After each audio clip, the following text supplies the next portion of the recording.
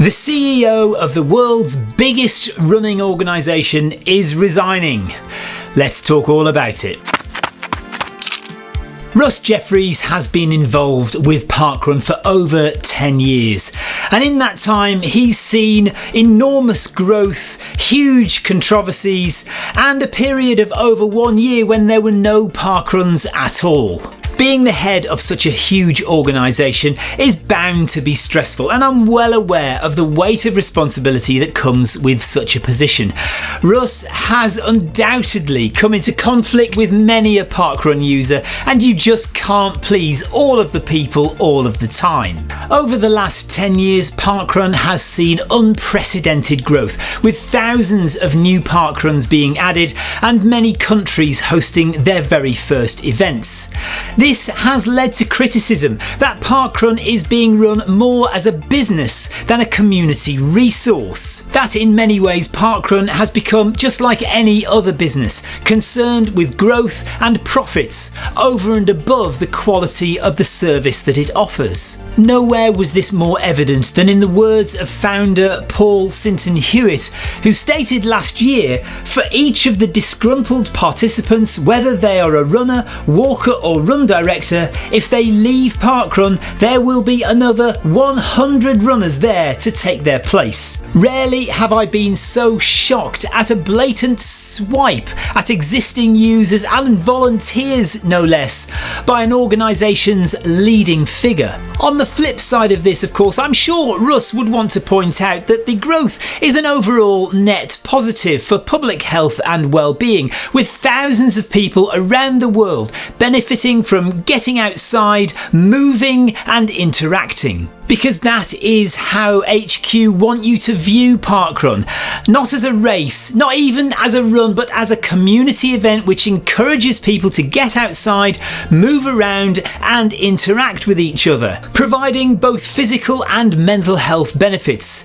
And that is great, and it is to be applauded by all of us. The difficulty is, of course, that in that pursuit, Russ and his team have willfully and without apology alienated the very people who helped to grow Parkrun in the early years. The vast majority of Parkruns were set up, maintained and nurtured by running clubs.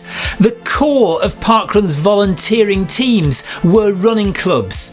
Parkrun has always been seen, and is still seen today, as a feeder into running clubs and a great source of new talent. By the way, if you're enjoying this video, finding it useful or interesting, please do watch to the end. And if you're not subscribed to the channel, I would really appreciate you clicking that button right now. Share this video with your friends or anyone else who you think might find it interesting. Right, on with the video. By far the biggest controversy that Russ has had to deal with in his time as CEO has been the removal of stats issue. See, runners like their data. We like our numbers. But there is a school of thought that time and pace don't matter, that it's more about the experience, the camaraderie and the self-affirmation. And whilst there's nothing wrong with that view at all, Parkrun have seemingly been fostering it to the exclusion of all others. It's as though trying to run fast or trying to get a PB or to finish first or win your age category are somehow wrong and to be frowned upon as not within the spirit of Parkrun. The reason, of course, is very simple. The Parkrun pie is made up of far more recreational runners than club runners, far more fun runners than serious runners, far more mid-paced runners than fast runners. From a cynical perspective, there's far more money in the larger slice of pie, and that's who Parkrun HQ care about, and that's who they're targeting.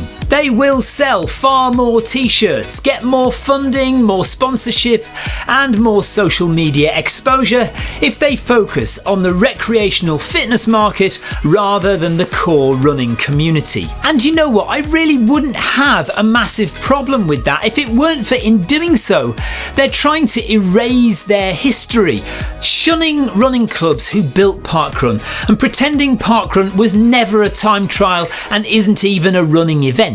I think, unfortunately, that is the legacy that Russ is leaving behind.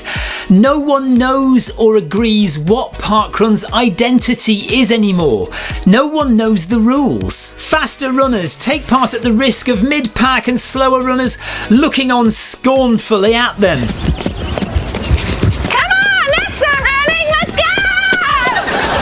Transgender runners have no idea which category to put themselves in. Runners with dogs don't know whether to start at the front or the back, and female runners have no idea who might turn up and hijack their category. Do we celebrate a parkrun world best time or not? If I accidentally call parkrun a race, will I be cancelled? And if I come first, should I apologise? It's a total mess, and this is on Russ.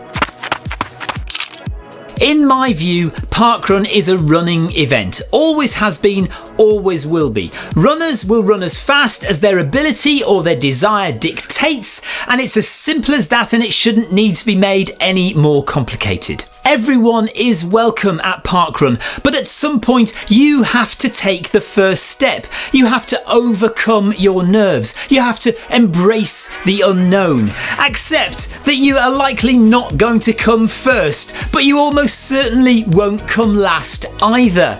Just ignore what other people are doing. Don't compare yourself to them. Concentrate on what you want to get out of Parkrun. Thankfully, Russ doesn't have to worry about any of that anymore, and good luck to him in whatever he goes on to do. Good luck also to whoever gets lumbered with the thankless task of delighting, annoying, acquiescing to, or ignoring parkrunners worldwide over the forthcoming few years. If you'd like to watch any of the parkruns I've done in the past, click that link right there. Long live Parkrun, and I'll see you guys on the start line next time. Bye bye.